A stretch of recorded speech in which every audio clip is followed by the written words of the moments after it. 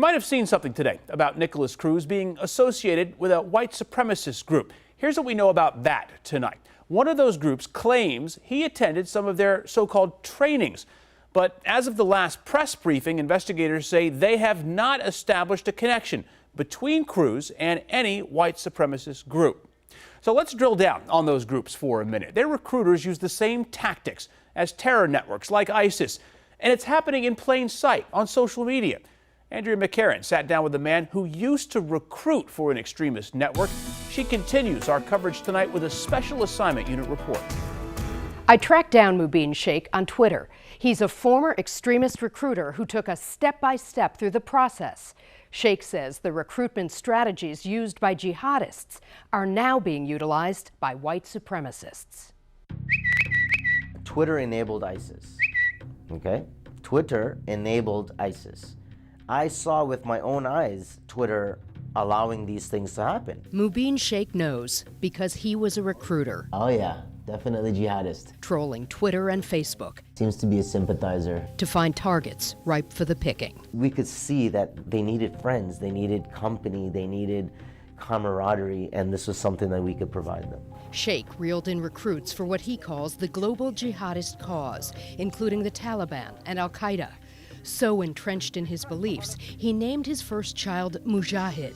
It means one engaged in jihad, a fight against the enemies of Islam. But he had an epiphany during the September 11th terror attacks and questioned his ardent commitment to extremism. Sheikh ultimately abandoned it, becoming a Canadian government informant. I would say to parents watching this, don't push your kids away. As a recruiter, Sheikh's targets were young, vulnerable, and often alienated from their families. Converts to Islam were considered gold, the ideal candidates for radicalization. Allah, the mighty and sublime. White, Christian, maybe Jewish, becoming Muslim. Oh, this is seen as like, an insult to your family, and you're turning your back on your culture. We wanted that because we knew that people would see that. Hey, this white person is Muslim. Maybe being Muslim isn't so strange anymore. More so than other organizations, the Islamic State has really harnessed the power of social media. Audrey Alexander of the George Washington University Program on Extremism studies the role of digital communications in terrorist recruitment. Case in point, Ali Shukri Amin, a 17-year-old former honors student from Northern Virginia. Offline, he was a loner, suffering from an array of physical challenges. Online, Amin was a hero who amassed more than 4,000 Twitter followers and sent more than 7,000 pro-ISIS tweets. As opposed to before, we'd have to travel or have to know the right people. The sort of barrier for participation is lower than it's ever been. And you can sort of access those groups in a matter of minutes. Evidence we recently obtained from the FBI includes a school paper written by Amin. He proposes a 28th Amendment in which the United States becomes a province of the caliphate, or state under Muslim rule.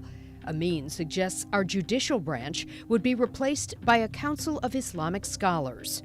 Amin also wrote a blog detailing how ISIS supporters could use Bitcoin to conceal money transfers. He even instructed them how to travel to Syria. Social media generally just makes it more accessible. It's easy, it's cheap to engage, and it's fast.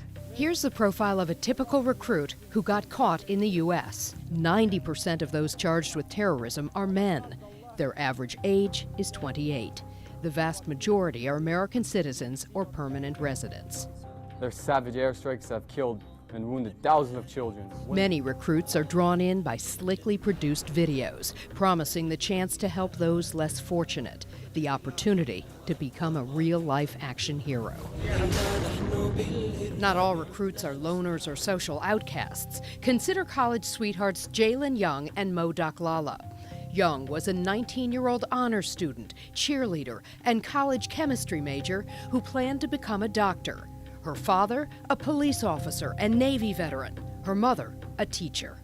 Mo was the 22-year-old son of a local imam, described by family friends as smart and polite. He was getting ready to start a graduate program in psychology.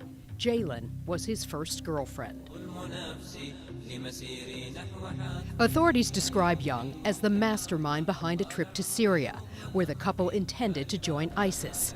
They posted their plans on multiple social media platforms, including Twitter. But the FBI was watching and arrested them at the airport. Oh, you're an older male. Well, where do you work? Recruiters aren't just looking for jihadists, but anyone with access to targets or information. Oh, a government building. Interesting. What kind of government building?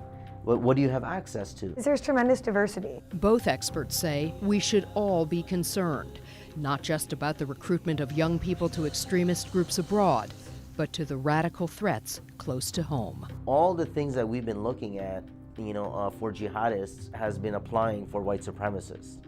And what I fear is that if we drop our eye from either one of them, then we'll miss the next big attacker. In the D.C. area alone, 35 people have been charged with offenses related to ISIS since 2014. So what kind of federal prison sentence do you get for joining or supporting a terrorist organization? Roughly 10 years. Ali Amin is now serving an 11-year sentence. Jalen Young, 12 years. Mo Daklala, 8 years. I'm Andrea McCarran, WUSA 9. So listen, this is a must-see for parents. If you're wondering about the warning signs that somebody might be moving toward joining an extremist group, listen, we've got you covered. Go to our WUSA 9 app or our website, WUSA9.com. We've got a link up there that provides signs to look for. And those are good whether you're a family member, a teacher, or even an employer.